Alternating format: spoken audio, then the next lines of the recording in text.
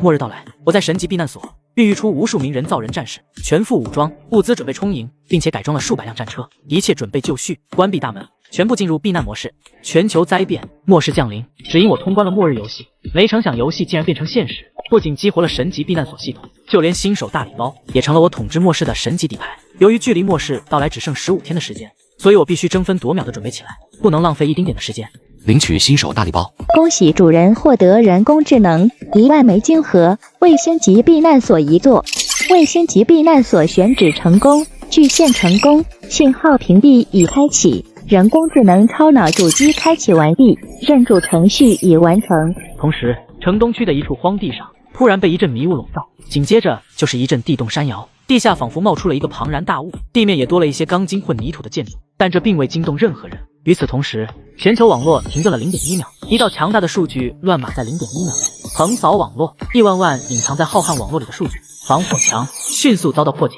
一个划时代的人工智能悄无声息地诞生在某个角落里，并且轻松控制了许多网络权限。初级人工智能亚当向您问好，我的主人。亚当是游戏中的一款初级人工智能，不光拥有非常强大的计算能力，而且绝对的忠诚。亚当，确认避难所的具体位置。是 A1 号避难所位于东江市城东区2.6公里处，自动导航已经开启，目前已经接管了避难所的全部控制权限。随后，我又让亚当检测了避难所的具体情况，不测不知道，一看数据吓一跳。合着我接手的竟是一个空壳避难所。我决定亲自去避难所了解一下情况。此时的避难所正在一片被迷雾笼罩的荒地上，看起来十分的不起眼。这里就是避难所。是的，主人。前方这块荒地原本归属于一家房地产公司，目前系统已经将其买下并做了布置，卫星信号也已屏蔽，在末世爆发前它不会引起任何人的注意。这么贴心。穿过层层迷雾，便出现了一个几百亩地的庞大建筑，7、8米高的外围围墙上布满了电网、射击位、火炮位，而内部则是一大片空地，并且在左右后方还有3条飞机跑道，正中间则是避难所展露在地表的建筑。外层墙体由3米厚的高强度钢材组成，可防御核弹攻击，可抗击12级地震。虽然地表看似不起眼，却内有乾坤。来到避难所的升降门前，亚当的面孔出现在大门右侧的电子屏幕上。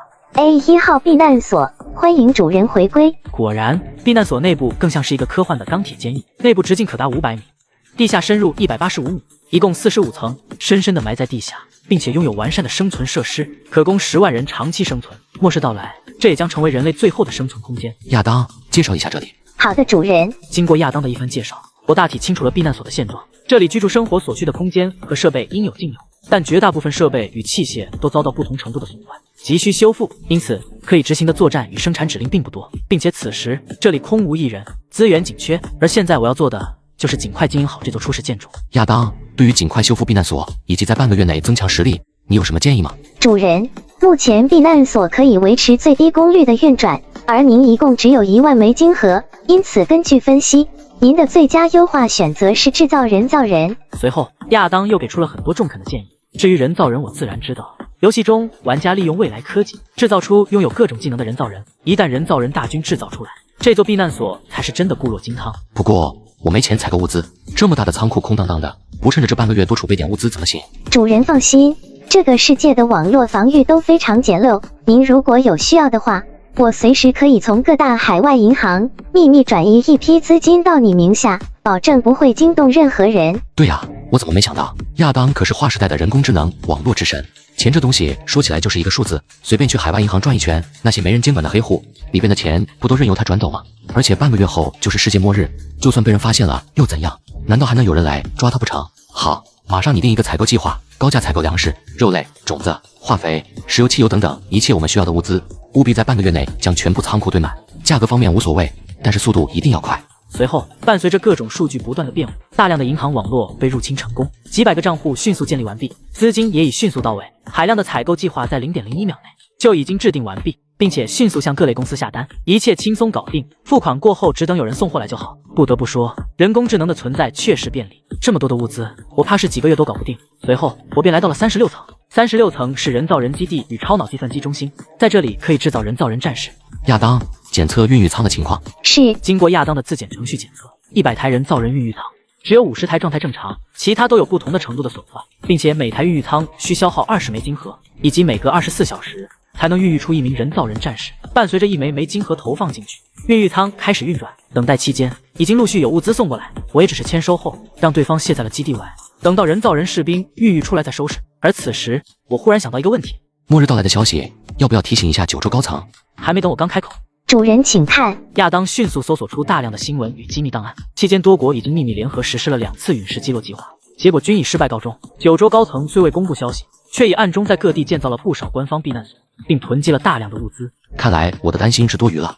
24小时后，50个人造人战士孕育而生，一个个身强体健，随便一个都能徒手格杀几十个顶尖的特种兵。同时，他们脑海里还注入了绝对的忠诚概念，以及各种强大的技能。随后，我在里面挑选了4名最强的战士，3男1女，代号为青龙、白虎、朱雀、玄武，分别担任护卫队、维修组、管理组和医疗组队长。一个简单的军事架构迅速完成。随着我命令的下达，士兵们就在避难所内外忙碌起来。与此同时，孕育舱里正在孕育下一批的人造人战士。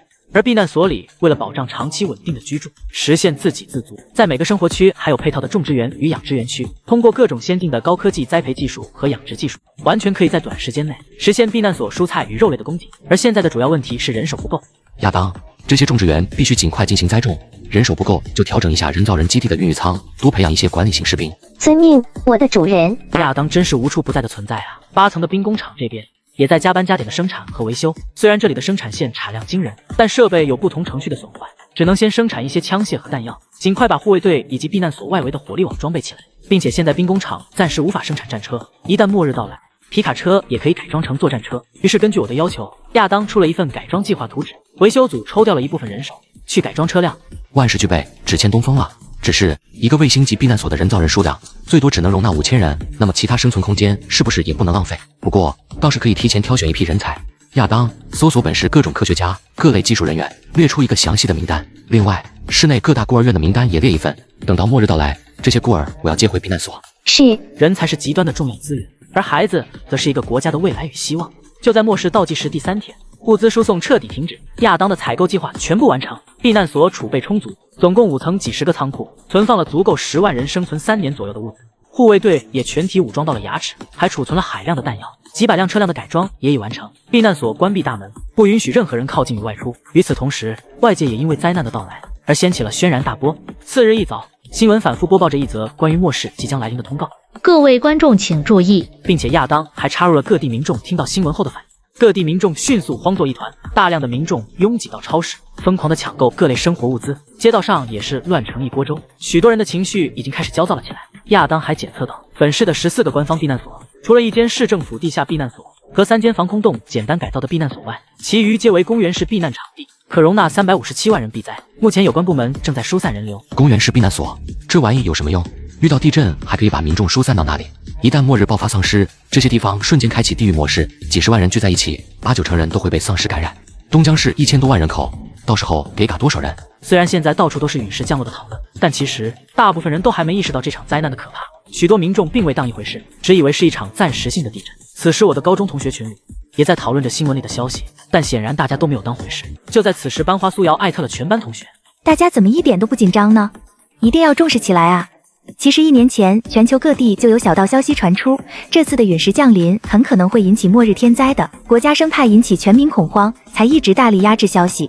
有钱有权的人早已做好了准备，各种私人避难所更是不知道建造了多少。你们还在嘻嘻哈哈，难道全都不怕死吗？苏瑶是高中时期的班花，家境优越，据说父亲是苏氏集团董事长，市值数百亿，妥妥的白富美。苏瑶的警告顿时让群里一片哗然。随后，另外一个家世不错的男同学李金磊也发来信息。苏瑶说的是真的，这次真的有大麻烦。欧美各国的顶尖圈子早就传疯了，我们家族与欧洲有生意往来，因此也早已获知了消息。我们家也建造了避难所，储备了大量的食物水源，大家要是不想死的话，还是尽快早做准备吧。李金磊说完，聊天群再次哗然，大家这下才彻底的慌了起来。卧槽，苏女神，你没开玩笑吧？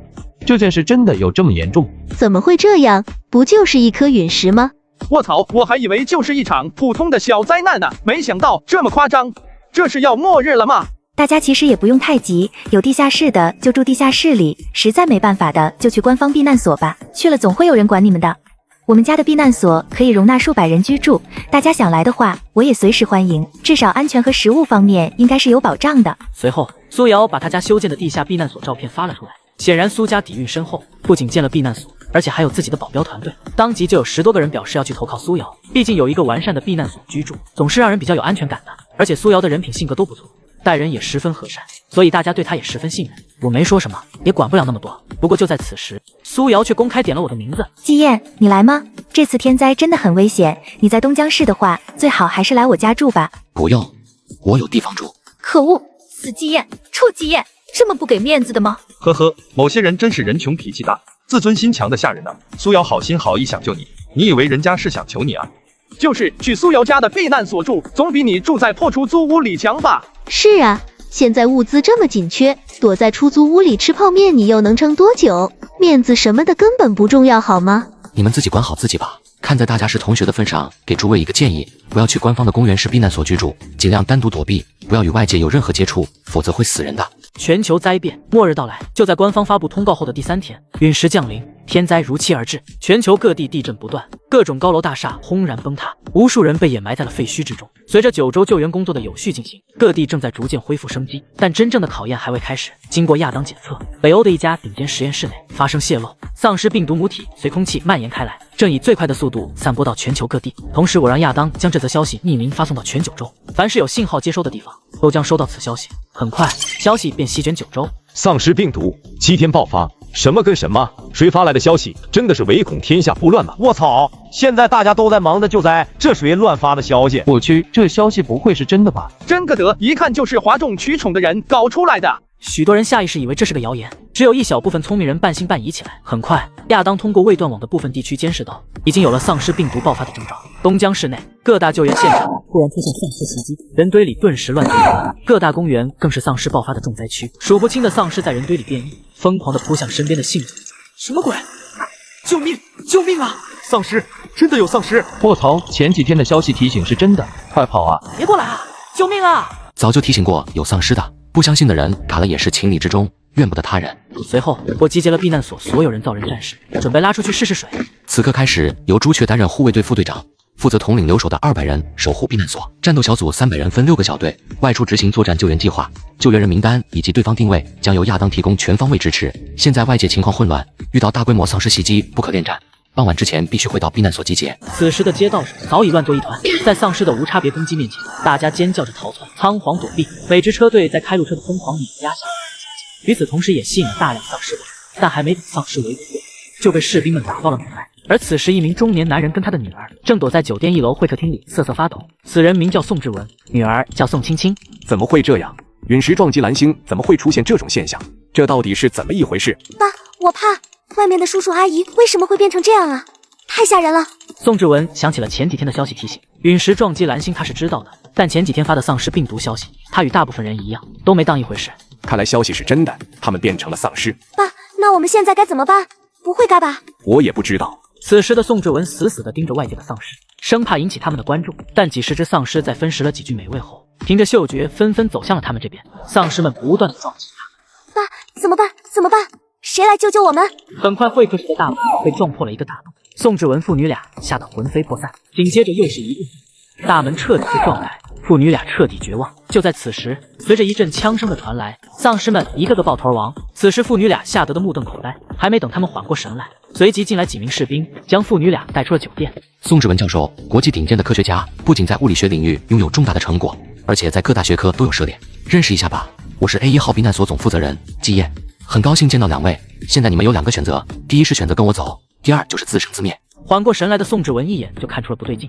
这支拥有现代化武装力量的车队并不是军方的人，可这些士兵是怎么回事？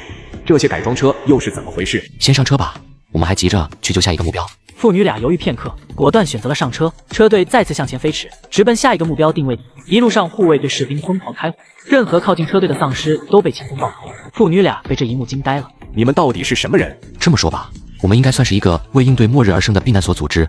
我们现在正在救助各类顶尖人才，保证炎黄血脉的延续与竞争力。前段时间丧尸病毒的提醒信息就是我们人传播的，至于其他的信息，你们现在暂时不需要知道太多。这怎么可能？连9州高层都没能掌握的消息，这个男人是怎么掌握的？没什么不可能的，等到你们回到我们避难所后，会更加的震惊，看到更多不可思议的事情。所以现在都安静一点，我暂时没时间跟你们闲聊太多。说话间，有数不清的丧尸倒在了枪口之下，根本无法阻挡他们的去路。同时一连4、5波救助目标被找到，并安置在了车队的大巴车上，其中还包括一家孤儿院里的上百名孤儿与老师。此时惊慌失措的宋青青也难得的获得了一丝安全感，父女俩开始确信我是在执行救人计划。可随后宋青青却惊呼：停下，快停下，那里有人，快救救他们！不远处一条街道上，上百只丧尸疯狂冲击着沿街的一个山谷，里面传来阵阵尖叫声，大概有10多个幸存者。我只是瞥了一眼，没有理会。其他护卫队成员更是看都不看，凡是没有威胁到车队的丧尸，他们一律不理。怎么回事？你没看到有幸存者吗？怎么不救人啊？季先生，你不是说你们是来救人的吗？现在有人在那里，你快点救人啊！再晚一点，他们会死的。对不起，他们不是我的目标，我也不会去救他们。什么？季先生，他们是我们的同胞啊！你怎么能见死不救？这也太冷血了吧！你刚才不还在口口声声义正言辞地说自己是来救人的？现在这些人活蹦乱跳，你都不救，你不觉得自己的话前后冲突吗？我想你们是误会了吧？我刚才说我们正在救助各类顶尖人才，保证炎黄血脉的延续与竞争力，这句话的意思听得懂吗？我们只救助各类顶尖人才，而不是满大街的贱人都救。我不是圣母，不是神，救不了全人类。而且7天前我发布丧尸病毒蔓延的消息提醒，已经做到了我该做的，你们不听怪得了谁？此话一出，宋志文父女俩瞠目结舌。可是至少你可以杀掉周围的丧尸，让他们安全离开啊！能救多少就救多少，不是吗？嘎？谁嘎？你去干吗？你以为我们携带的弹药是无限量的？你以为救下他们不需要代价？现在全市有大量对人类有重要作用的顶尖人才，急需我们去救援，还有多家孤儿院的孩子等着我们，每耽搁1秒钟，可能就会死成百上千的人。你觉得为了他们而放弃其他有用的人，值得吗？听到我的话，父女俩沉默了下来。虽然不赞同这种冷血的观念，可是他们心底却清楚，这种观念在末世之中才是最适合的，能最大限度保证9周延续的方案。随后，车队又救下了大量目标人物，有孤儿、老师、教授、技术人员、科学家，甚至还有退役特种兵与现役军人。一辆辆大巴车早已装得满满当当。亚当，各战斗小队的情况怎么样？回主人，6个小队的情况完好，没有人员伤亡。一共救援特殊人才1738人，家属2105人，另外救援18岁以下孤儿1325人，孤儿院老师125人，总救援人数为5293人，初步完成预定救援任务。不过各小队的弹药已经消耗了87%，持续战斗能力减弱，必须尽快回到避难所休整。另外，避难所外围已经聚集了大量的丧尸。朱雀率领留守人员正在积极防守，请主人做好新一轮的作战准备。传令其他小队返程，傍晚前必须回到避难所附近集结。很快，在傍晚之前，各大车队抵达避难所外。此时这附近早已是黑压压一片丧尸。朱雀带领的200名留守队员正在疯狂开火，竭力抵挡他们。准备战斗，杀回基地。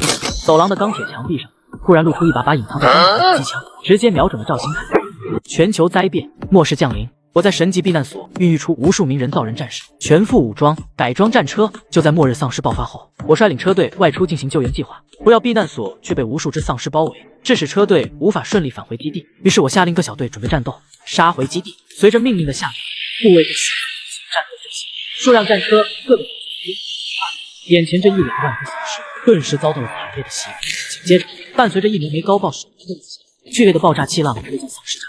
就这样，在各种武器的轮番轰炸下，很快便杀出了一条血路。而眼前的这一系列操作，让车上的幸存者们震惊不已，尤其是那些未成年孤儿们，看向护卫队士兵的目光全是兴奋与崇拜。随着我与朱雀的里应外合，很快车队便顺利进入基地。随后，我又命令青龙率领作战小队接替朱雀赴前。虽然此时基地门口的丧尸损失过半，但由于天黑会让丧尸战斗力提升，并且很大可能会引来更多的丧尸，所以天黑之前必须结束战斗，同时收割所有金盒。随后，被替换下来的朱雀带领管理组士兵对救回来的幸存者们进行登记，依照他们的年龄、技能、学历、家庭成员分出多个档次，并赋予每人一个2维码，这就是他们的身份标识编码。由于灾难爆发前，亚当入侵了9州公民信息中心，所以很快便登记完成，并有序安排进入基地。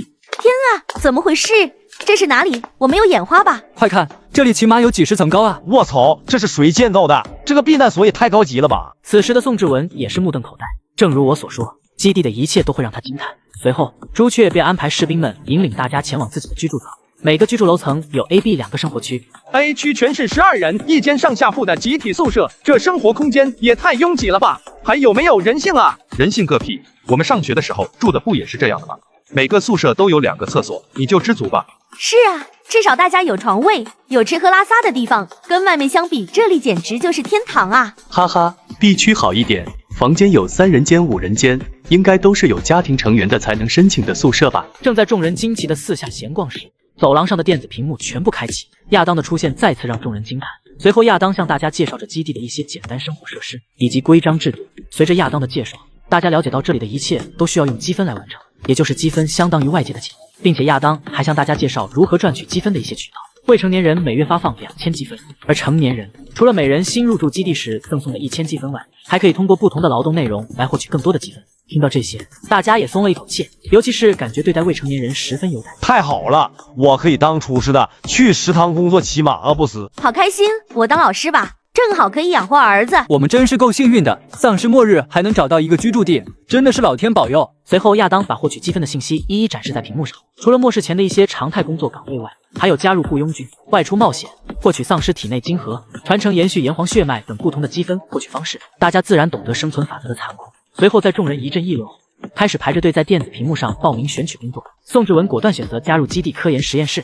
恭喜你，编号 AEDK073号居民，你的申请已经通过，你已获得 B 级科研员身份，享有每月8000点积分的薪金，同时享有 B 级通行权限，可免费使用一部分的公共设施，以及申请更高级别的住所。请明天早上8点抵达37层实验室报到。而宋青青刚满18岁，既不能领取未成年补助，又没有任何生存技能，最终她选择成为一名养殖工，一个月薪资是2500积分，父女俩加起来积分破万，在基地内足以过得十分舒坦。就在幸存者们憧憬着美好未来之时，却传来了一个不和谐的声音。特么的，老子是耶鲁大学高材生，东江市储蓄银行分行行长，金融业巨子，凭什么申请一个破教师的职业都申请不到？哎呦，这不是赵新凯赵行长吗？哈哈，可不是他嘛，这家伙怎么混进来了？人家怎么说也是金融业精英嘛，能进来也是正常的。可惜啊，现在是末世，金融这玩意根本没卵用，在基地里找个扫地的活还差不多。人堆里，不少人认出了这位中年男人，甚至有人曾经受过他的气，因此不免冷嘲热讽起来。编号 AEDK309号居民请注意，你本人的专业技能不符合申请岗位，因此你的任职申请再次被驳回。目前基地12层 A 区清洁部还有13个岗位，该岗位每月薪资为2300积分，请问你是否马上申请？电子屏幕上展露出的信息再次让赵新凯气得满脸涨红。尼玛的，狗屁基地！我才不当清洁工，我是行长，我是金融业巨子，你们有没有脑子？会不会选贤任能？我要当管理层，谁是负责人？给我滚出来！赵新凯一边说着，一边气急败坏地拍打着电子屏幕，不断发泄着自己的怒火。警告！警告！编号 AEDK309号居民，请马上停止你破坏公共设施的暴力行为，否则你很可能会触犯基地法律，遭受到严厉惩罚。刺耳的警报声吓得大家赶紧往后退。可赵新凯不仅没有害怕，反而更加气愤。你他妈的吓唬谁呢？负责人呢？给老子滚出来！现在，立刻，马上！3次警告无果后，警告程序结束，亚当的惩罚程序启动。走廊的钢铁墙壁上突然露出一把隐藏在钢铁的机枪，直接瞄准了赵新凯。误会，我错了，不要啊！此时任凭他如何哀求动作，惩罚程序已经启动，机枪当场。编号 AEDK309号居民已确认死亡，惩罚程序结束。这一幕看得周围的人心惊胆战。卧槽，杀人了！人工智能杀人了！我们不会也被杀吧？吓死人了！别怕，这赵新凯自己找死，非要不听警告破坏公共设备，他不死谁死？就是啊，你们没看科幻电影吗？人工智能就是严格执行管理条例的，谁闹事就杀谁，只要我们遵守规矩就没事。此时，我通过监控视频默默地观察着生活区发生的情况。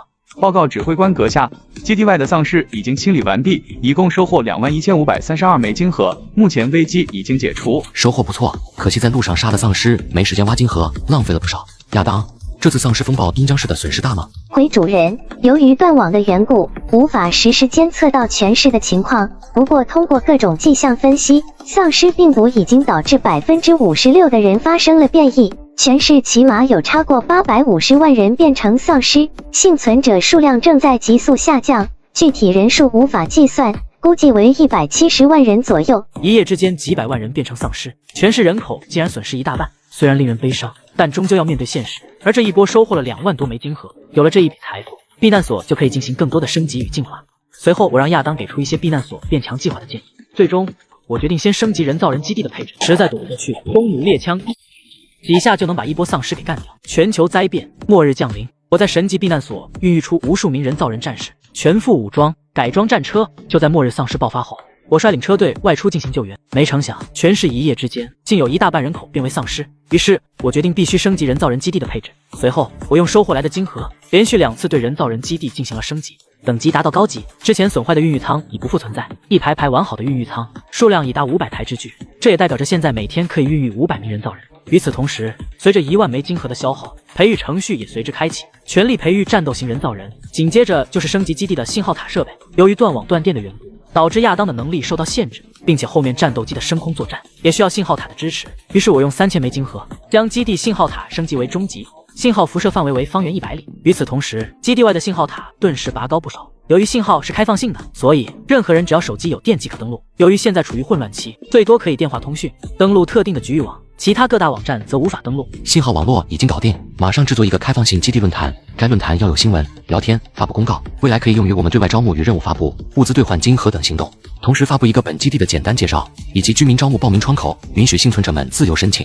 亚当迅速领悟到我的意图，通过搜索检测各类网络论坛的模式，很快就完成了一个基地论坛的制作。除了在首页展示了 A1 号避难所的图文介绍以及居民招募报名窗口外，还贴心的上传了大量的内容贴文，其中包括大量丧尸应对的攻略。这对于众多幸存者来说，绝对是一个非常有用的论坛。一夜喧嚣过后，东江市遍地都是尸体与丧尸，所有幸存者都狼狈地躲在不起眼的角落里苟延残喘，饥寒交迫。而 A1 号避难所的居民们，除了可以美美的醒来外，还可以享受大量的美食。哇，好香啊，好丰盛的早餐，我们不是在做梦吧？丧尸末日中还有这么好的早餐吃，我们好幸福。我最喜欢吃的炒饭，一份才5点积分，完全不贵。哈哈哈，一个馒头1个积分，我要吃10个。此时宋志文父女俩正在满足地吃着早餐，宋青青一边吃着一边习惯性地拿出手机想要刷抖音。哎，都末世了，哪里还能刷抖音呀？就在他失望的想要收起手机时，基地的网络论坛弹了出来，这让他惊喜不已。网络，这里竟然有网络耶！你们谁的手机还有电？快看啊，我们基地有网络，还有一个论坛。什么？天呐，咱们基地竟然有网络，而且信号还挺强，覆盖范围应该很远吧？卧槽，电话竟然也能拨通，这也太牛逼了吧！哈哈，快看这个论坛，里面有很多丧尸猎杀攻略，还有招募新居民的申请窗口呢。我得联系我朋友，让他赶紧过来才行。我去，聊天功能也有啊，666啊，还可以申请账号发布帖呢。万岁！我这种网瘾患者有救了，马上申请账号，发个帖子过过瘾。随后，不少人拍摄了自己的早餐和自拍，兴奋地开始发帖，各种帖子迅速出现在论坛上。宋青青也发布了一则名为 A1 号避难所见闻与攻略的帖子，详细叙述了自己见到的一切，还重点介绍了我跟护卫队。帖子一出现，立马引起了不少人的关注。很快，全是躲藏在各个住所里的幸存者也震惊地发现网络畅通和基地论坛的存在，并且还可以申请加入。但当众人看清楚申请条件后，却是有人欢喜有人忧，而不少聪明人却从其中找到了有用的信息。尤其是亚当在首页发布的丧尸攻略，更是对许多幸存者提供了不小的帮助。天啊，好人啊！这个避难所总结的丧尸攻略也太强了吧！这些知识早点知道的话，我朋友就不会嘎了。帖子上说，丧尸杀死后可在其脑子里获取1枚晶核，这是一种非常优质的能源晶体，可以去 A1 号避难所换取物资和武器呢。卧槽，这个避难所到底是谁建造的？不仅物资丰富，连武器都可以换到，太让人眼馋了。哈哈哈，老子虽然申请不通过，但是却可以去猎杀丧尸换枪械，明天就开始猎杀。好饿，我得去杀丧尸换食物，不然我会饿死的。与此同时，北郊别墅区的一座小型避难所内，苏瑶正和几个同学坐在一起，默默地吃着一顿没什么滋味的土豆泥早餐。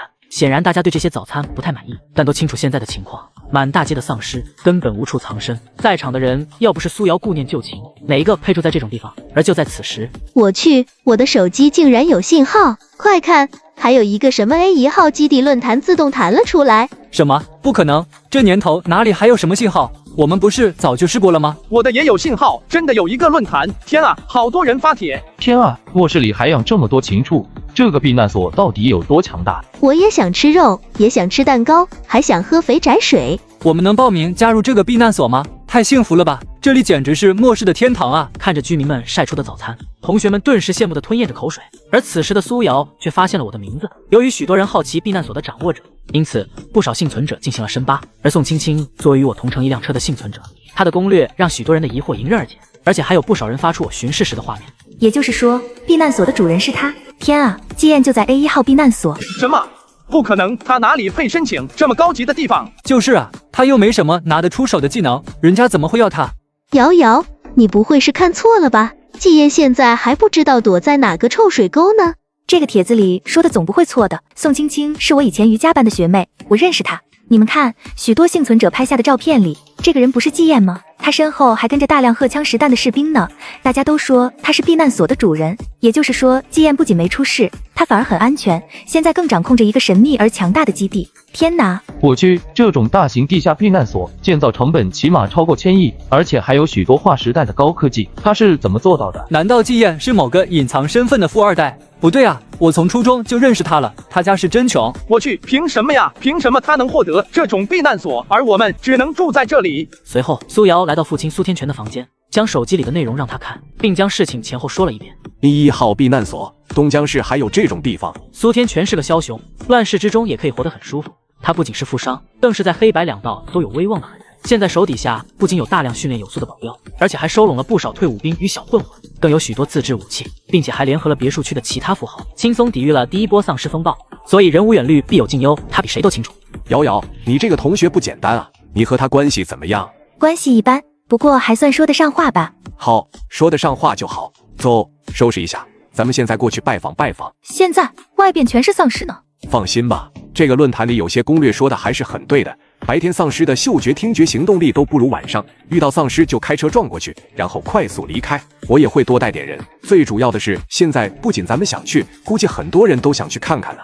随后，父女俩一行人加上几个爱看热闹的同学一起出发了。一路上丧尸确实不少，但确实只要小心躲避还是安全的。实在躲不过去，弓弩猎枪一起，几下就能把一波丧尸给干掉。去几个人把这些丧尸的脑袋砸开，看看到底有没有晶核。随后，随着腐朽的恶臭味散开，一颗颗晶体出现了。苏爷，这东西就是您说的晶核，丧尸头颅里边的水晶体，每一个都有。果然，这种神秘莫测的东西，连我都不知道是什么，更不知道是干什么用的。季燕却早已知晓，而且还在大力收购。晶核里蕴含的秘密，只怕不简单。如果能够参透这个秘密的话，继续前进，尽快抵达 A1号避难所附近。末日到来，我在神级避难所孕育出无数名人造人战士，全副武装，物资准备充盈，并且改装了数百辆战车，升级了网络，发布了论坛，吸引了各方势力大佬的注意，同时也吸引了大量幸存者前来申请居住。但由于部分人不符合申请条件，导致多次申请失败，瞬间情绪爆发。老娘才38岁，还是风华正茂的小仙女，为什么不符合条件？尼玛，又是不通过！老子申请了7、8次了，冒着生命危险跑来这里，凭什么还不通过？大家都是同胞，凭什么不让我们进去住？谁是负责人？马上出来给我们一个交代，否则我们就不走了。到时候闹腾起来，惹来丧尸，看谁倒霉。对，我们就不走了。我倒要看看你们为什么这么狂，凭什么故意刁难我们？一堆人迅速在门口闹腾起来，其中有一部分人是无能狂怒，有一部分人是故意推波助澜。而此时，基地的士兵们也不会惯着你，只见士兵们已经举起枪，就连围墙上的重机枪手也调转了枪口，瞄准了下方。众人见状，顿时神色大惊，头皮发麻。而就在朱雀拿枪再次警告之时，却传来了另一个声音：住手！女人名叫杜子渊，曾经拥有实权的冠冕人物。此次她前来的目的，我早已了如指掌。打着官方民族大义的旗号过来忽悠忽悠，想直接收编我。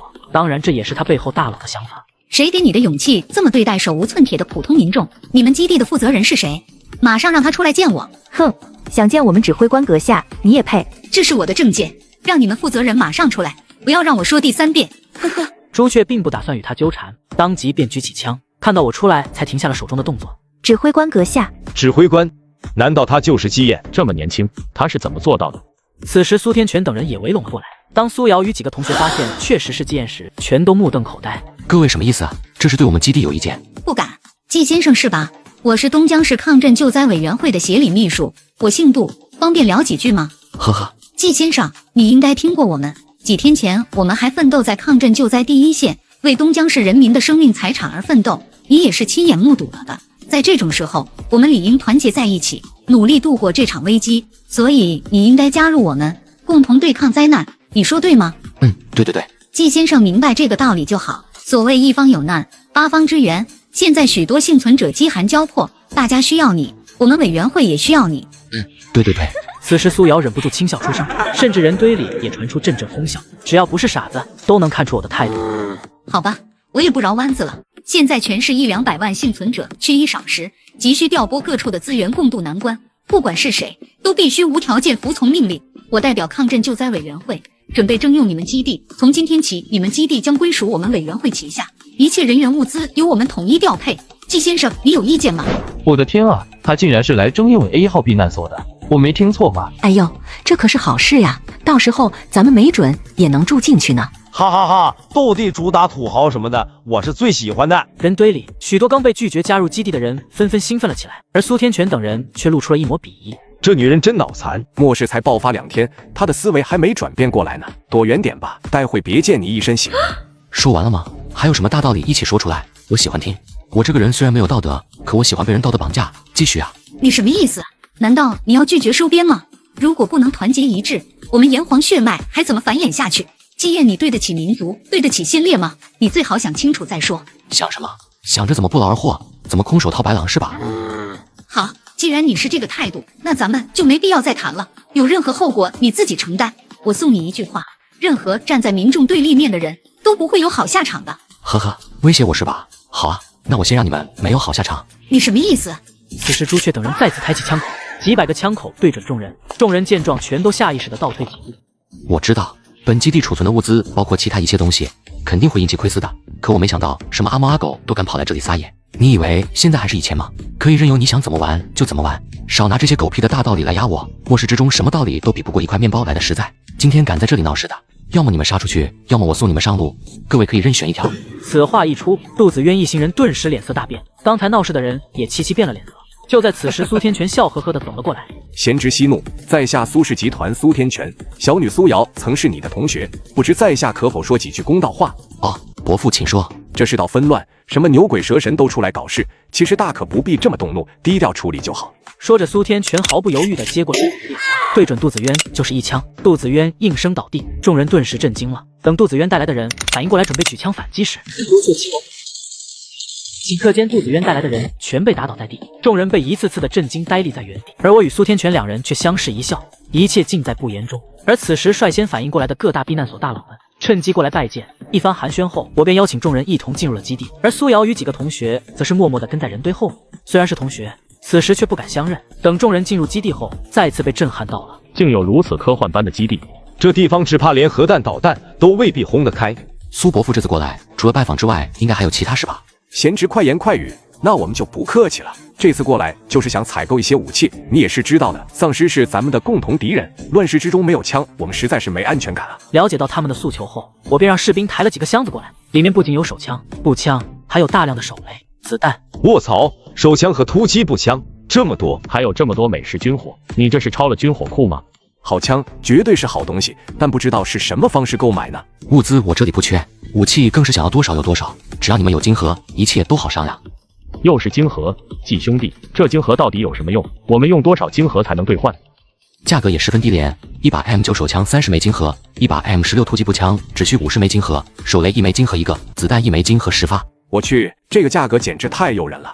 这个价格好，多谢贤侄。你等着，我这就回去召集人马外出猎杀丧尸。季老弟，你放心，你要多少我们给你弄多少。各位老哥不用急着回去猎杀丧尸，既然来了，就每人先带200支枪回去，金盒以后再给我也一样的啊。这么好，老弟不怕我们跑了？哈哈哈，我们跑个屁啊！以后还得买子弹呢。承蒙老弟信任，我老林多谢，以后有事尽管说话，我绝不推辞。对，以后有事你尽管吩咐，我们一定照办。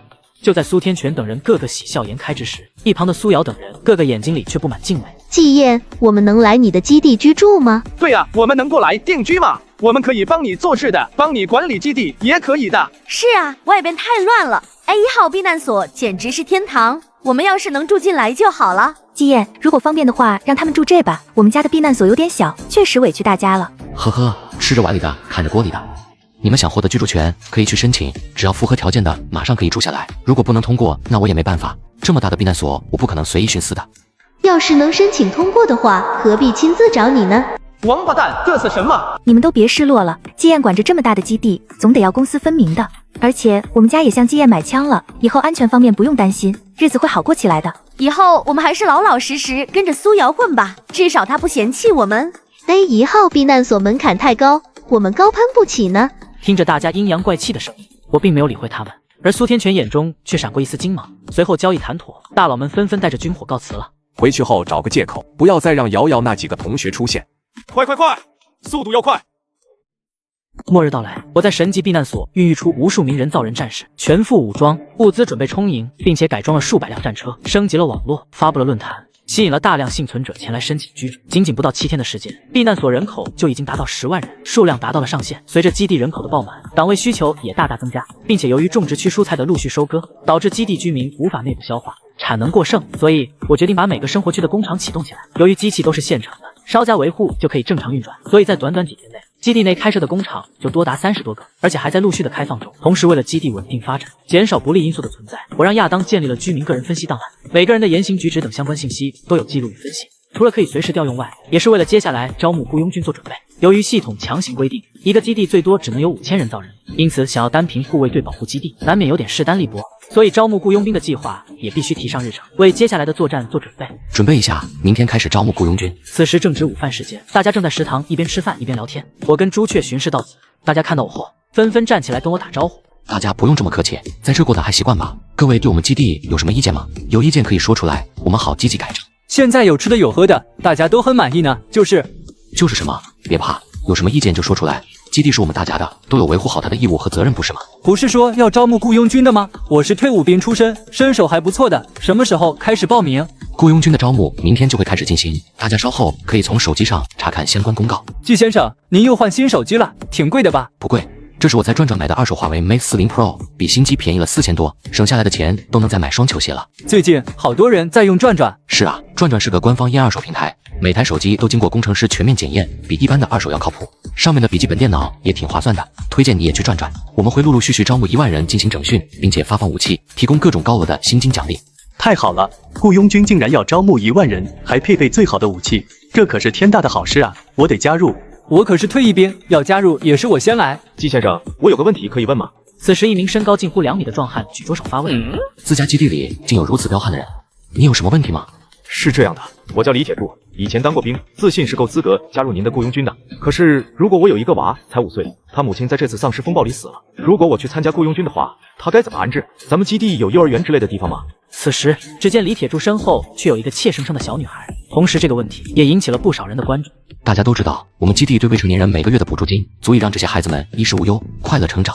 同时，我们的10层是专属于学校区域，不仅有适合幼童的保育院、幼儿园，还有小学、初中、高中、大学。你如果想加入雇佣军的话，孩子可以放在幼儿园里生活，平时有空的话就接到身边照顾。战斗训练与抚养孩子完全是不冲突的，而且雇佣军待遇非常好，不仅包食宿，每个月保底，还有5000以上的积分奖励。训练战斗中表现优异者，奖励更多。太好了，谢谢季先生，谢谢。此时，众人悬着的心算是放下来，每个人都充满着希望与奔头，而我却对李铁柱产生了兴趣。随即我便让亚当调出了李铁柱的个人档案。李铁柱只说自己当过兵，可是这份档案里却不止这么简单。李铁柱是6天前加入基地的，目前住在一个4人间里，与一对父子俩同住。他的身体非常健康，擅长各种格斗枪械以及特种作战。从他这几天的言行举止中可以分析出，他的性格憨厚老实，执行力非常强，与女儿的感情十分深厚。这种人才是雇佣军中最佳的招募人选。马上给他调整房间，安排一个3人间给他与女儿居住，同时将他列入重点监控人员名单。如果培养得当的话，未来雇佣军的负责人，我希望是他。明白。第二天一早，基地内的空地上，几万名报名者开始登记测验。经过一系列的体检筛选，很快1万名雇佣军便选拔完毕。我看了一下选拔信息，不出所料，李铁柱果然已经入选，而且稳稳地占据了此次考核的第1名。这次雇佣军顺利招募完毕，加上满额的5000护卫队，现在基地有15000人武装力量，这大概相当于以前9州1.5个市的兵力。而就在此时，有个久违的声音在我耳边响起：恭喜主人避难所军队人数突破1万人，你已开启个人升级面板，请自行查看。什么？个人升级面板？游戏里它可是能主动提升避难所主人的战斗力的。很快，我的脑海里迅速出现一个简单的升级面板，面板上除了我的个人属性值以外，自己的能量值在疯狂飙升。由于猎杀丧尸可以获得进化能量，所以之前猎杀的丧尸全算在了里面，并且现在已经有3万多点能量。不错不错，提升等级。一连串的升级过后，随之而来的是我的体质力量也在不断暴增，整个人就像是野兽一样，散发着凶厉的气息，很快便达到了10级。而此时却已经不能升级，却多了一个是否选择基因进化的选项。基因战士吗？这个可以啊，这可是常人可遇不可求的一道基因锁，需要长期的锻炼以及吸收大量的晶核才有希望开始基因进化。随着一股可怕的能量融入身体，我的浑身细胞仿佛炸裂了一般，各种刺痛相继。就在我即将忍不住时，一道无形的刺紧接着基因重铸，变得更加强大，恐怖的力量与气血开始在全身翻涌。看着刷新后的面板，此时我已经正式晋级为1阶基因战士，实力突破人类极限。此时并没有人发现我的改变，只有朱雀与青龙好像有所察觉，看向我的目光中带着一丝惊讶。随后，我对大军进行了宣言，由此提升了雇佣军的气势，并且我再次重申了纪律：都给我记住你们的承诺。如果被我发现有任何人里通外敌，背叛基地，那么下场有如此者。我一脚踢在了旁边的皮卡车上，皮卡车被踢得凹陷变形后，翻滚飞出去10几米远。我操，这不是幻觉吧？这还是人吗？一辆2吨重的皮卡，一脚就能踢爆，而且还能踢出去10几米。我的天啊，这怎么可能？这是超人吗？众人全都吓得倒吸了一口冷气，哪怕是李铁柱这种壮汉，也吓得头皮发麻。人类怎么可能拥有这么可怕的力量？难怪他年纪轻轻就可以掌控一个基地，难怪他手底下的护卫队人人凶猛，原来他竟隐藏有这么可怕的力量。青龙，宣布各级军官名单吧。是。各位，下面请念到名字的人出列：师长李铁柱，副师长刘荣生。念到名字的人个个激动不已，尤其李铁柱，万没想到自己竟成了师长，这可是整个雇佣军的第一把手。想到我之前给他提升的待遇，现在竟又如此信任他，感动的不知道如何是好，铁了心要做出成绩来证明自己，证明我没有选错人。指挥官阁下，请给我7天时间，7天后我还你一个训练有素的强大师团。好，各种训练场任由你们训练，各种子弹管够，从列队到枪法，我希望你们与时俱进，刻苦训练，练就一支铁血之师。接下来的时间里，李铁柱开启了他魔鬼般的训练。由于雇佣军1万人里有超过1/3是退伍兵，这些人对各项训练十分精通，因此在老兵带新兵的情况下，成长速度也非常快。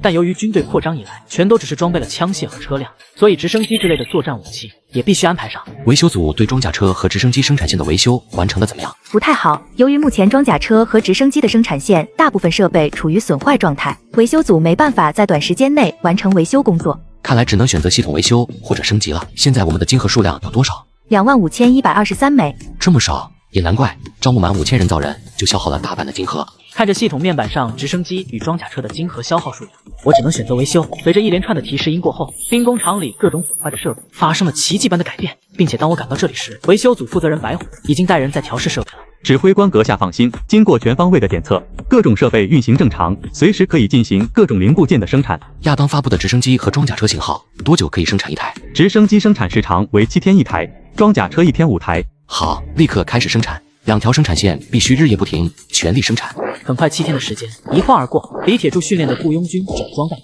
而伴随着第1架神鹰武装直升机的完成，也意味着基地第一次对外清扫作战计划的开启。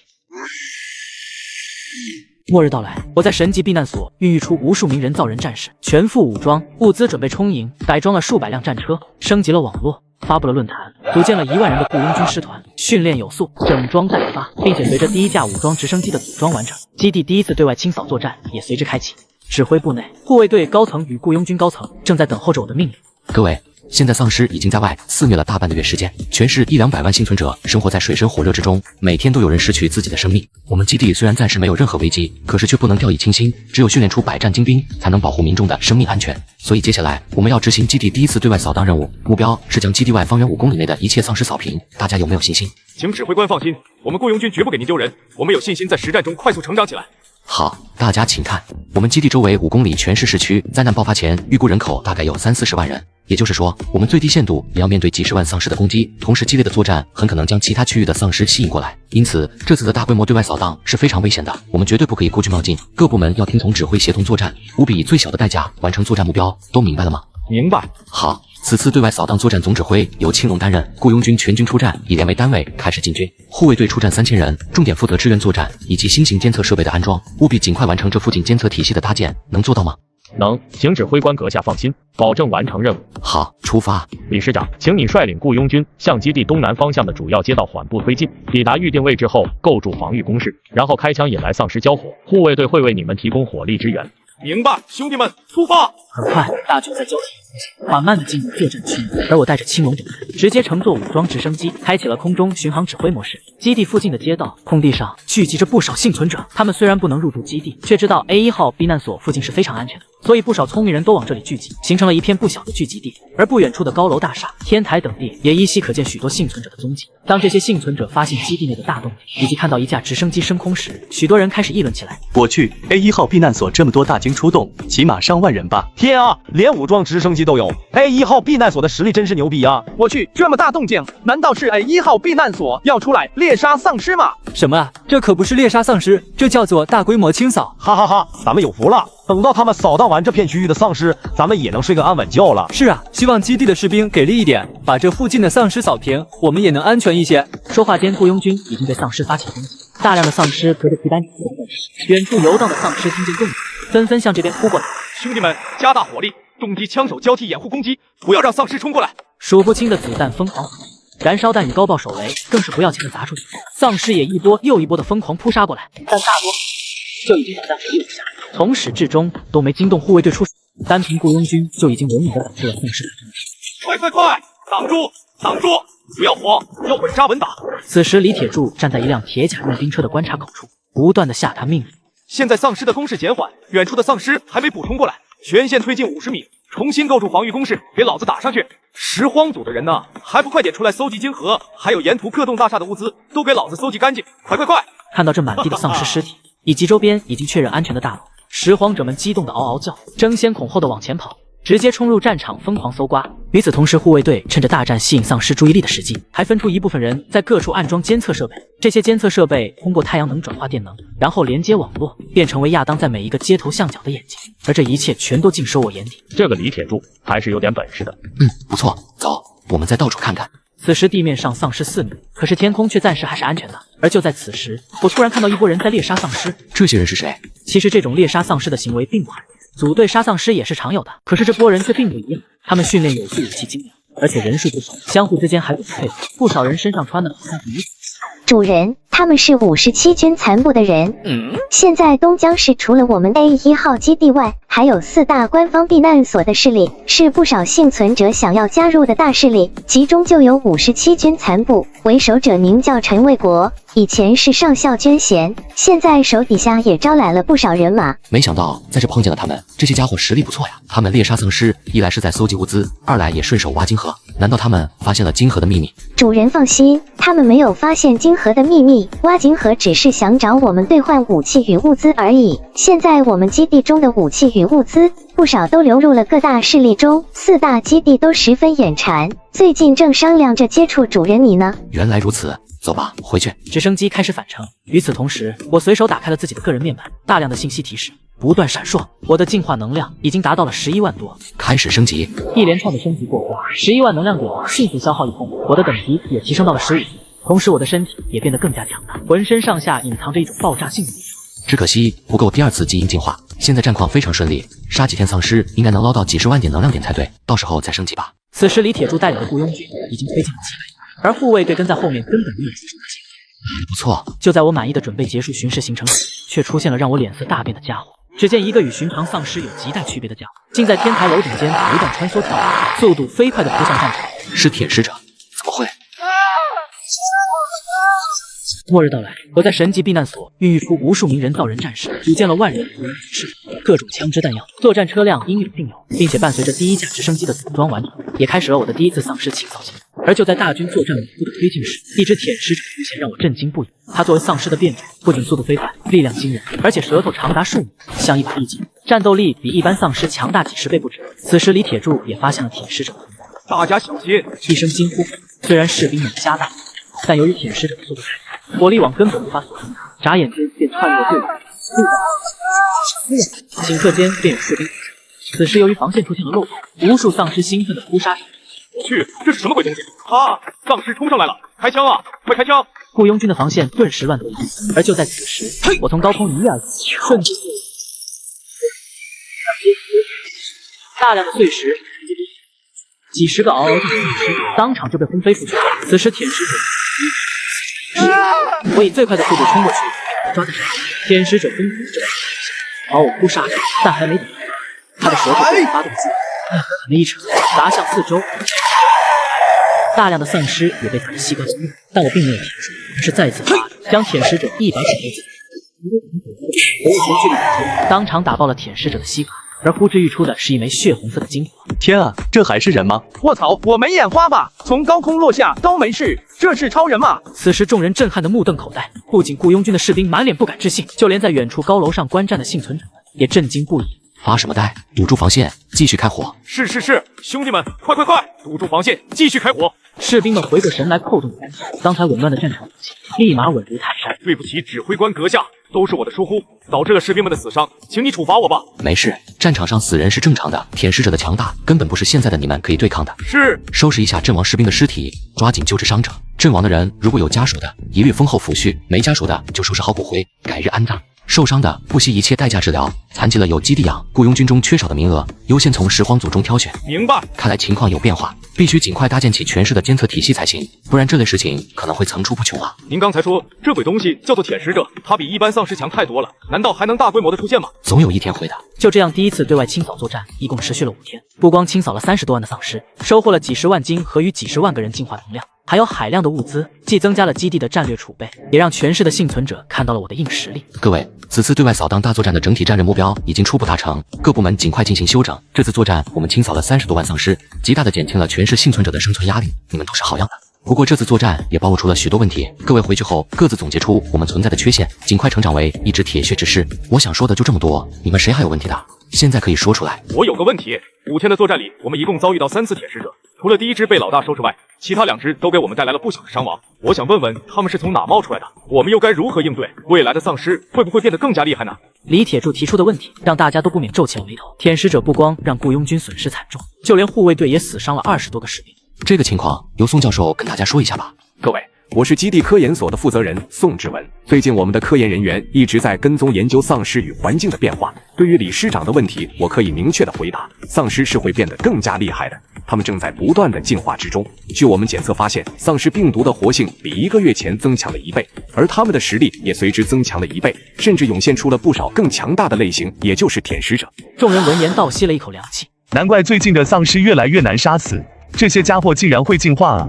这还不是最糟糕的，现在丧尸风暴已经过去了整整1个多月，陨石天灾也已过去了40多天。在我们的监测中发现，外界的空气质量也下降了，气温对比之前同时期的气温上升了0.6度左右。什么意思？这跟丧尸有什么关系吗？简单点说，气温升高后，全球的冰山就会融化，未来1-2年内，全球海平面将上升70米左右，也就是说，许许多多的城市将要被海水淹没。同时，这些上涨的海水也会逼迫着沿海各地的幸存者与丧尸不断的朝内陆进发，也就是说，东江市的丧尸数量会越来越多，局势会越来越乱。我去，也就是说，数不清的丧尸会源源不断的朝我们涌来，而且这些丧尸还在不断的变强，是吗？是的，而且从人工智能的监控中，我们推断，之前出现的3只舔食者全都是从市中心出来的，很可能市中心内部某处已经出现了一个丧尸母巢。丧尸母巢，末日到来，丧尸横行。就在我出动大军外出清扫丧尸时，不料竟出现了丧尸变种舔食。面对比一般丧尸战斗力强大几10倍的舔食者，我直接从飞机一跃而下，用我进阶战士的超强力量身体，很快消灭了舔食者。一连5天的清扫丧尸大战，虽然收获颇丰，但由于舔食者的出现，致使雇佣军和护卫队军有所伤亡。与此同时，众指挥官也对舔食者的出现感到畏惧和疑虑。而当得知可能存在丧尸母巢正在源源不断的产生更多强大的丧尸时，众人纷纷脸色大变，而我却知道这是不可避免的。放心吧，虽然这只丧尸母巢深入地下，我们暂时没实力灭杀它，不过它也是要时间孕育的，短时间内并不会对我们造成多大的影响。大家该训练就训练，该干嘛就干嘛，日子总得照过。我的一番话就像是一根定海神针，大家也随之松了一口气。说的也是，只要指挥官说没事，那就没事。随后，经过大家的一番讨论，一致决定将这个消息发布出去，共享给全市的幸存者。现在外界丧尸正在变强，如果幸存者们还抱着以前的老思想、老经验，很可能会在猎杀丧尸过程中丧命，这对我们人类的整体实力是不利的。亚当，这件事交给你，把舔食者的视频以及我们对丧尸的分析发布到基地论坛上去，更新一波丧尸攻略吧。明白。很快，论坛上丧尸攻略的更新迅速引起了大家的关注，许多人一看顿时吓得心惊胆战。我去 ，A1 号避难所发现丧尸正在不断变强，全球气温上升，海平面升高70米。尼玛，我老家不是要被淹掉了？这鬼东西是什么？好可怕！这消息到底是不是真的？不会是故意骗我们的吧？骗你个头啊！这里有视频呢，没看到舔食者有多恐怖吗？季彦大佬的手下都死了好几百个，我们要倒霉了！大家惊恐的议论纷纷，苏天全等一众大佬也纷纷向我打电话确认。虽然这些大佬囤积的物资不算少，可是他们怕自己还没等到物资消耗完毕，就被丧尸给干掉了。当确认真的有此事后，全都吓得拼命下单采购武器来武装自己。与此同时，由于更多的幸存者发现避难所周围更安全，纷纷迁到基地附近，形成了一个小型的交易市场。每天都有大量的人在基地外交易情报物资。而此时，4大官方避难所也坐不住了，一直没有露面的陈卫国、魏东元、谢文展、薛冰4人，无奈之下只能硬着头皮带着数百号人，抬着一箱箱金盒上门求见。4位亲自过来见我，到底所谓何事？不会又是想来收编我的吧？不敢。季先生恕罪，上次杜子渊之事都是他不懂事，私自做出的决定，真的与我无关。在下管教不力，本应上门致歉的，不过最近忙得晕头转向，如今才找到机会过来，还望不要怪罪。说话的这位正是薛冰，上次被苏天全开枪干掉的杜子渊，就是他鼓动过来收编我的人。现在他的一番致歉，直接就把自己与杜子渊的关系撇得干干净净。季先生年少有为，我等早有耳闻，今日一见果然是不同凡响啊！是啊，老薛有得罪之处，还望你大人有大量，不再计较。今日我们都是过来拜会的。如今局势糜烂，我们炎黄子孙自然应该团结起来对抗丧尸，不知季先生觉得呢？其他3人也在一旁打着圆场。4人曾经也是官方的高官，都是老狐狸级别的存在。虽然此时他们满脸笑容，心里不知道打的什么算盘，收编不成，后面联合起来攻击我也说不定。而我也懒得跟他们废话。好了，我知道你们的来意，简单点开门见山吧。第一，论坛上发布的丧尸母巢的消息是真的，你们最好加紧壮大自己的力量，不要有任何侥幸心理。第二，本基地军事武器与物资可以大规模出售，1把手枪只需30枚金盒，1把突击步枪只需50枚金盒，手雷1枚金盒1个，子弹1枚金盒10发。至于面包、蔬菜、饮用水等生活物资的价格，一律是1枚金盒10斤，也就是200金盒1吨。具体要采购多少，你们直接找朱雀谈吧，我还有事，下次聊。说完，我果断转身走人。4人猛地目瞪口呆，这家伙也太狂了吧！认识一下而已，至于这么不耐烦吗？呵呵，人家狂有狂的底气，你有吗？现在他不仅有东江市最大的武装力量，而且还是最大的军火商以及物资商人。你们谁有他的实力，也可以这么狂的？以往的他们何其威风，一句话就能决定很多人的生死，去哪都是人人巴结的存在。哪怕是苏天全这种人，见到他们也得客客气气。谁知在我面前，眼巴巴的贴上来想套关系，却被懒得搭理。各位嘀咕完了吗？没什么事的话，就请尽快离开。想采购物资的话，就下单交易。我们基地只收金盒，价格也没得商量，买不买请随意。买，我们买。最终4人各自花费了几万金盒，采购了几百吨物资和若干武器。这些金盒几乎是他们这段时间的全部积蓄，此时拿来全部兑换了物资和武器，本应该是一件值得高兴的事情。可是看到物资在不断的装车时，4人却不由得沉默了起来。我怎么感觉咱们是在替季燕打工呢？是啊，平时这破蔬菜一文不值，现在特么的200金盒1吨，老子辛辛苦苦杀了1个月丧尸才换到200吨，资本家都没他这么黑啊！这混蛋完全是在剥削我们啊！太欺负人了，这个鸡巴皮！又是新的一天，今天情况怎么样？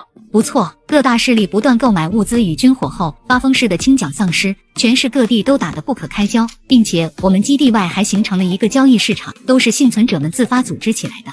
一来方便从我们这里兑换物资，二来背靠着我们，也让他们生存几率增加不少。现在每天单是向散人幸存者们出售的物资，就已经多达120多吨。现在基地内部的金盒储备已经达到了59万之多。不错，我们毫无风险就赚到了海量的金盒，又可以升级一波设备了。不过在此之前，先提升一下个人实力吧。随后经过一系列升级，总共消耗27万进化能量，等级升级为20级。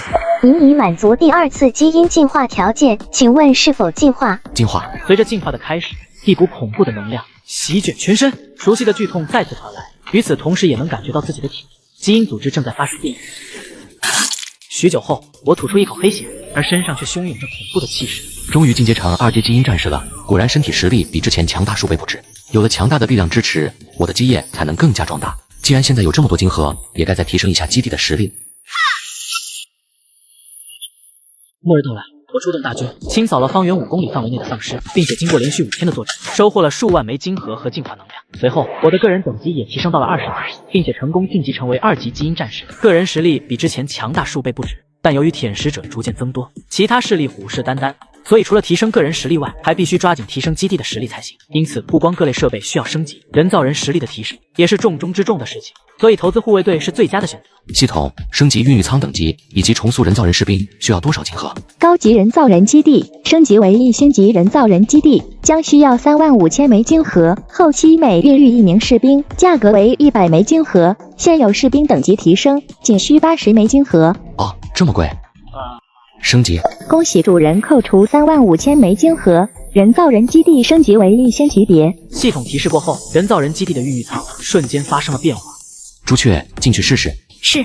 随后，朱雀直接进入了其中一座孕育舱内。随着大量金盒的投入，孕育舱内部也开始有变化。各种营养液管道以及针头扎入朱雀的身体，他闭目之间痛苦的浑身抽搐，与我突破基因所示的反应有些类似。过程持续了10多分钟后，我甚至能听到他体内气血的翻涌声。随着舱门的开启，朱雀猛地睁开了双眼，浑身的气势不可抵挡。最终，重铸体魄程序完成。朝我攻击。是。朱雀答应，随后一跃而起，挥拳朝我打去，并且无情。可是我也一拳打，两人双拳相碰，随后又是连续出拳，在电光互相对峙，遭遇直接将朱雀震飞了出去，才结束了这场试探。不错，能挡得住我6成的力量对轰，一阶巅峰基因战士的实力果然实至名归。安排整个护卫队逐步分批进入孕育舱内进行体魄重塑。明白。很快，大量的护卫队士兵分批次进行了重塑程序。届时5000名非人类战士整体实力将提升几十倍，什么舔食者在他们面前都是屁。每人80枚金盒，5000人就是40万，吓人啊！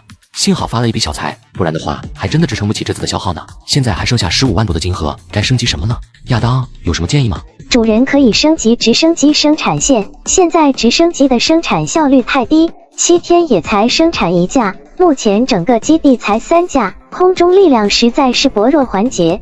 现在地面武装力量已经足够强大，足以应对现阶段的丧尸规模，倒是空中的打击力量还是不足，制空权几乎没有。同时，主人还可以兑换一条无人机生产线。无人机在未来战场上的作用是毋庸置疑的，它灵活机动，制造成本低廉，可以极大的填补直升机无法抵达的地方，补充地面部队的空中控制力。有意思啊，这不就是信息化战争的玩法吗？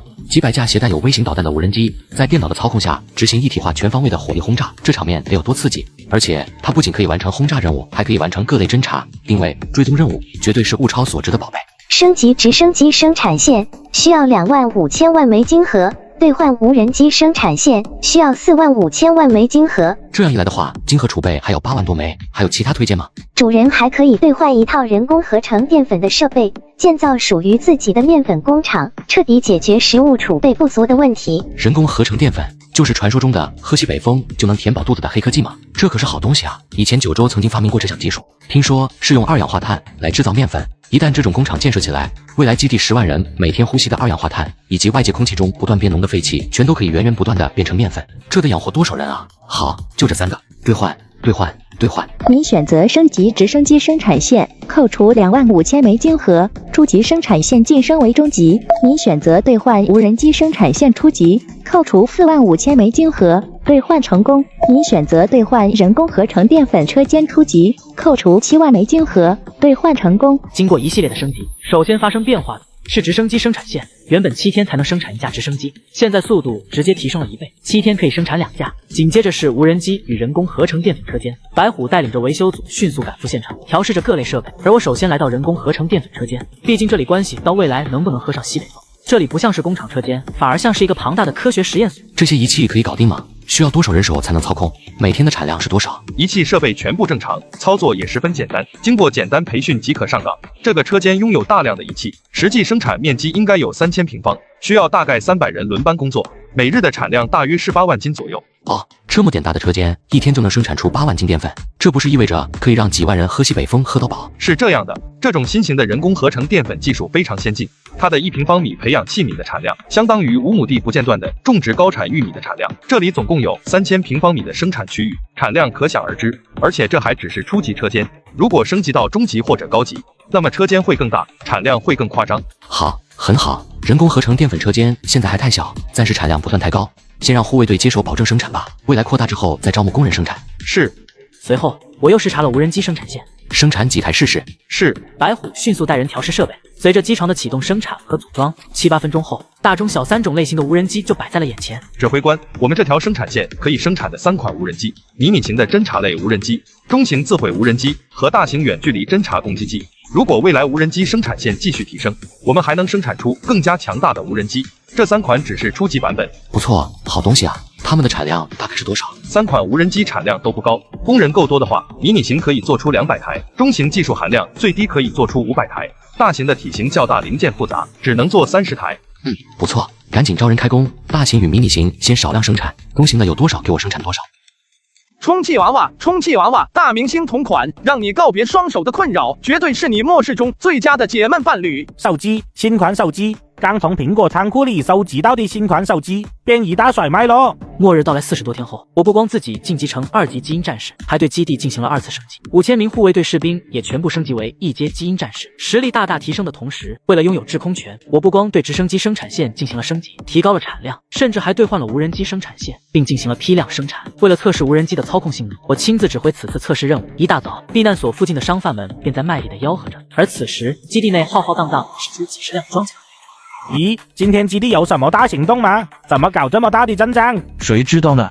出门几百米散步还要重兵保护，要不要这么大派头？你们不知道吗？这就是季燕季先生，也有人叫他燕爷，整个基地说一不二的存在。狗大户，资本家，人比人气使人啊！我们吃都吃不饱，人家美滋滋的享受人生。我仿佛闻到了烤串的味道。就在大家议论之际，几十辆装甲车没有驶向其他地方，就停在了基地固有。大量的护卫和士兵迅速。今天我除了测试无人机的任务外，还肩负着看孩子的任务。宋志文的女儿宋青青和李铁柱的女儿李小雅也跟我一起出来散心，并且两人已经在布置钓鱼烧烤的准备了。而此时亚当也做好了无人机的测试准备。亚当，开始吧。随着我一声令下，基地内瞬间飞出几百架黑影，他们就像是蝗虫大军似的，迅速分散消失在城区上空。他们有的在半空飞行，有的围着大楼环绕，有的在狭小的废墟中辗转腾挪，灵活自如。此时我也通过亚当分享的实时画面，随时查看着测试情况。不错，由于测试还需要一些时间，所以我打算一边烤肉一边等。而就在此时，江面上有些许船只出现在视野中。青青姐姐，你看江面上有船只啊，还有不少船在往岸边靠。是啊，怎么回事啊？只是你们少见多怪而已。这年头市区丧尸遍地，难以生存，不少幸存者就以江河来阻隔丧尸，他们吃住都在船上，也不担心会有丧尸袭击他们，因此也吸引了不少人的加入，形成了一定的规模。现在江面上的势力也正在逐渐壮大。住在船上远离丧尸，随波逐流，却又安然自在，随时可以靠岸猎杀丧尸，搜集物资，这种生活应该蛮舒服的。就在我们说话间，一艘运输船却直接撞在了岸边，甲板上一个年轻女子正冲着这边拼命招手。小雅，小雅是你吗？我是你陆云姐姐啊。啊，陆云姐姐，是陆云姐姐，我在这里。渔船停稳后，甲板上的女子直接跳到了岸上，而这一举动却引起了警戒士兵们的注目。一把把自动步枪迅速上膛，此时女子被吓得待在原地不敢乱动，船上的人也是暗暗紧张了起来。季哥哥，这是我们外婆村子里的陆云姐姐，她是好人，你们别吓着她。我摆摆手后，警戒的士兵立马恢复原状。女子慢慢的往前边走，边好奇的打量着我们。这里怎么会有这么多士兵？还有烧烤架和钓鱼竿！天啊，他们竟然是在这里钓鱼！这个男人到底是什么身份？云姐姐，你还活着，太好了！我们刚才还在说船呢，没想到你竟然也在船上。你一直生活在船上吗？对，末世爆发后，我们都躲在船上生活。最近弄了点渔货，来交易市场换点生活物资。你怎么在这？你爸爸呢？我和爸爸就住在这个基地里呀。现在他是基地的师长，这是季燕哥哥，爸爸就在他手下做事。季先生好。你好。说话间，我扫了一下岸边的运输船，此船经过改装，大概可以容纳40-50人，而且现在已经住得满满当当，并且船上的人面容凶悍，显然都是带了武器的。咦，他是谁？他是我哥陆天，我爸以前就是在内河跑船的。灾难爆发后，我们没地方躲，在船上勉强能躲过丧尸，于是就艰难的生活了下来，陆陆续续也聚拢了一些老乡，大家互相扶持着度日。日子过得不错吧？物资来源是什么？这里有些吃的喝的，随意吃些吧，不用客气。季先生说笑了，我们的日子简直不要太苦。虽然住在船上能躲避大部分丧尸，可是河里水污染严重，许多鱼儿都死了。我们每天能捕获到的鱼并不多，喝的饮用水也不达标。要不是我哥经常带人上岸拼命杀丧尸，我们的日子早就过不下去了。而且现在靠搜寻物资为生的人越来越多，凡是有价值的地方都被翻了个遍，什么能吃的喝的已经很难找到了。陆云越说越丧气，整个人不由得颓然了起来，而且他好像饿了许久。李小雅递过去的肉串，他吃的也是狼吞虎咽。不好意思，让你们看笑话了，我们还算好的，暂时饿不死。不少幸存者比我们还惨呢，垃圾堆都不知道被翻找了多少遍，虫子老鼠能找到都是美食，哪有你们这么好过？云姐姐，你也来我们基地吧，季哥哥只要答应，你怎么也不会饿着的。你可以去基地工厂干活呀。是啊，基地每天在外冒险，都有人员死伤，补充几十个进来也没什么的。季大哥你说呢？不用麻烦，我们在船上生活习惯了，而且船上还有不少老弱妇孺，不能让季先生为难。闻言我倒是高看了他几眼，如此理智还真的是不太容易。看得出来他们兄妹俩还比较有人情味，但毕竟基地也不是什么人都收的。人啊，我不会直接收到基地里，这样乱了规矩。不过既然相逢就是有缘，青青你联系李铁柱，让他领10吨物资和100支枪，若干子弹一起送过来，给陆云他们带上。啊，送给我们？不是吧？他不会有什么阴谋吧？我没听错吧？我只是单纯的想结个善缘而已，真没什么阴谋。兄妹俩年纪轻轻遇到这场天灾，不仅没有崩溃，反而聚拢了一批人，形成了自己的小团体，十分不容易，而且有情有义。比起谢文展、魏东元这类人，我当然更愿意投资他们兄妹，交个朋友吧，以后有事可以找李铁柱帮忙。此时，陆云以为是自己听错了，还在蒙圈状态。可随着我一声令下，基地大门开启，李铁柱带着人亲自押送过来20吨物资，以及一箱箱的军火食。就连一直在船上观望的陆天都忍不住跳上来。怎么回事？经过陆云小声的解释了一番，陆天的神色开始变化。姬先生，您为什么要这么做？我们好像不是太熟，无功不受禄吧？你们是李铁柱父女俩的朋友，就是我的朋友，而且就算我不帮你们一把，以李铁柱的性格也会帮你们的。总之，这些东西你们收下吧，不用在意。是啊，还是老大懂我。你个黑娃子还没死太好了，这些东西收下吧，至少能让你过得更好，以后混不下去可以过来投奔季先生。是这样啊，那就多谢了。随后，他们便叫人将物资搬到了运输船上。大恩不言谢，以后季先生有事请随便吩咐，我们兄妹绝不推辞。不用再多说什么了，我劝你还是赶紧走，否则待会你未必走得掉。啊！此时陆天才注意到，几百米外的交易市场上还有不少人正在贪婪地盯着这里，全都眼睛发绿，恨不得马上提枪抢了这些物资才好。诸位，抱歉，我们先走一步，快走！希望他们能逃掉吧。